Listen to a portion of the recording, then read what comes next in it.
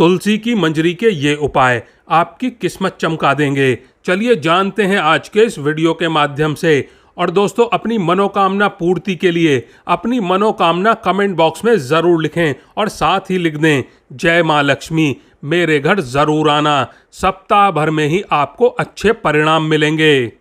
दोस्तों, तुलसी के पौधे को बहुत ही पवित्र माना जाता है। मान्यता है कि तुलसी के पौधे में माता लक्ष्मी का वास होता है। जिस घर में तुलसी का पौधा होता है वहाँ माता लक्ष्मी और भगवान विष्णु की कृपा दृष्टि बनी रहती है। धार्मिक दृष्टि से भी अगर देखा जाए तो नियमित रूप से तुलसी के पौधे की पूजा करने से माँ लक्ष्मी का आशीर्वाद प्रदान होता है और नियमित रूप से तुलसी के पौधे की पूजा करने से विशेष लाभ मिलते हैं। तुलसी के पौधे के साथ साथ इसकी मंजरी भी बहुत महत्वपूर्ण होती है। दोस्तों, तुलसी की मंजरी के कुछ उपाय करने से माता लक्ष्मी की कृपा आप पर होती है और धन संबंधित सभी परेशानियां दूर होती हैं आपके जीवन से। दोस्तों, तुलसी के पौधे का केवल धार्मिक ही नहीं बल्कि आयुर्वेदिक और वैज्ञानिक दृष्टिकोण से भी काफ़ी महत्व है। हिंदू परिवारों में रोजाना तुलसी की पूजा की जाती है और आयुर्वेद के अनुसार तुलसी के पत्ते कई बीमारियों से छुटकारा दिलाने में मदद करते हैं। लेकिन दोस्तों, क्या आप जानते हैं कि तुलसी के पौधे में अगर मंजरी निकल आए तो वह भी बहुत फायदेमंद होती है। तुलसी की मंजरी आपके लिए चमत्कारी साबित हो सकती है, लेकिन इसके लिए आपको मंजरी के कुछ उपाय अपनाने होंगे। आइए जानते हैं तुलसी की मंजरी के उपायों के बारे में।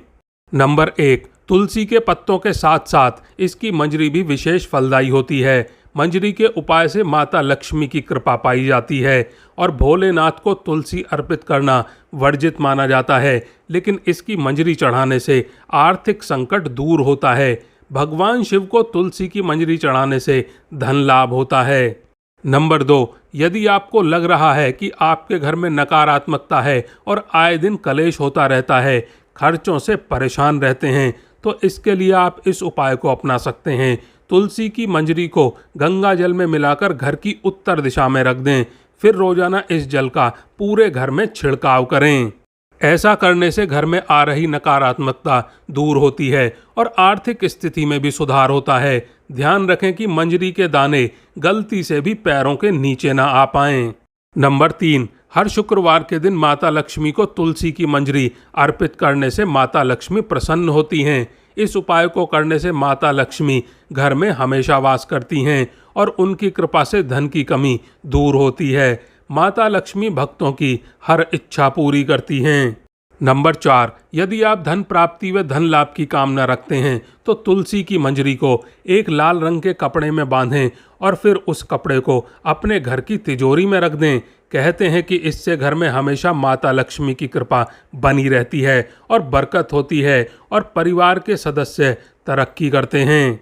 नंबर 5, ज्योतिष शास्त्र के अनुसार अगर आपकी तुलसी के पौधे में मंजरी निकल आई है तो दोस्तों, गुरुवार का दिन भगवान विष्णु को समर्पित होता है और उनको तुलसी सबसे प्रिय है। इसीलिए हर गुरुवार को श्री हरि के चरणों में तुलसी की मंजरी अर्पित जरूर करें, तो यह बहुत ही शुभ माना जाता है और साथ ही उनकी पूजा में तुलसी का विशेष तौर पर इस्तेमाल भी किया जाता है। दोस्तों, ऐसे में अगर आप तुलसी के पत्तों के साथ में तुलसी की मंजरी भगवान विष्णु को अर्पित करते हैं तो इससे रुका हुआ धन वापस आने की संभावना बढ़ जाती है। साथ ही आय में भी वृद्धि होती है। मान्यताओं के अनुसार भगवान विष्णु को मंजरी अर्पित करने से मोक्ष मिलता है और व्यक्ति को जन्म जन्मांतर के पापों से मुक्ति मिल जाती है। नंबर 6, पूजा के स्थान पर रखें तुलसी की मंजरी। यदि आप तुलसी की मंजरी को घर के मंदिर में रखते हैं और नियमित रूप से पूजा के दौरान इसकी भी पूजा करते हैं तो यह उपाय आपके घर के लिए समृद्धि के द्वार खोलने में मदद करता है। तुलसी की मंजरी को पूजा के स्थान पर रखने से ये धन को आकर्षित करती है और घर में सदैव समृद्धि बनी रहती है। और दोस्तों, तुलसी को माता लक्ष्मी का रूप माना जाता है, इसीलिए यदि आप मंजरी को माता लक्ष्मी की तस्वीर के पास रखते हैं तो आपके लिए बहुत लाभदायक हो सकता है। नंबर 7, तुलसी की मंजरी के पानी से करें शुद्धिकरण। दोस्तों, घर के उत्तरी कोने में एक तांबे के लोटे में जल भरकर रखें और उसमें तुलसी की मंजरी डालें। ऐसा माना जाता है कि इससे यह जल बहुत ही पवित्र हो जाता है और घर की सभी नकारात्मक ऊर्जाएं इस जल में अवशोषित हो जाती हैं।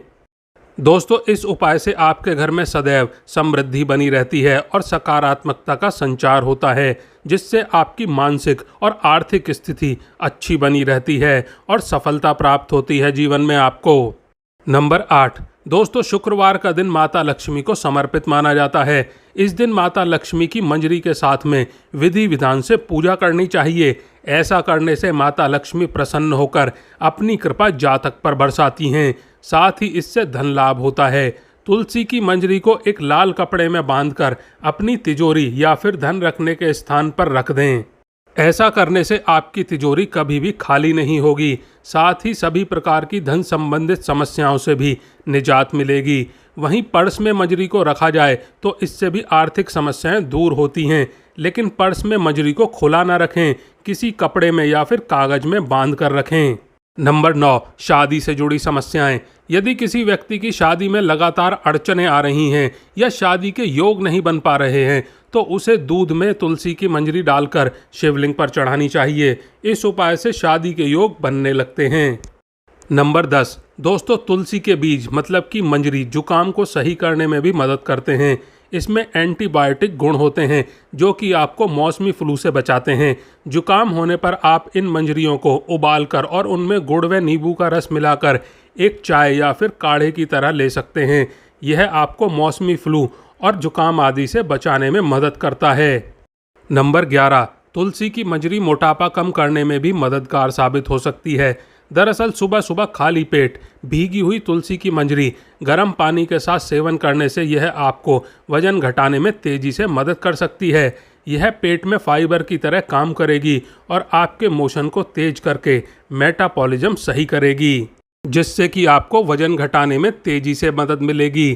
तुलसी की मंजरी में अल्फा लिनोलेकिन एसिड होता है, जो उसमें मौजूद ओमेगा 3 फैटी एसिड की अधिक मात्रा की वजह से आता है। यह एसिड शरीर में मौजूद फैट को बर्न करने में मदद करता है, तो इनका सेवन आपके लिए हर तरह से फायदेमंद है।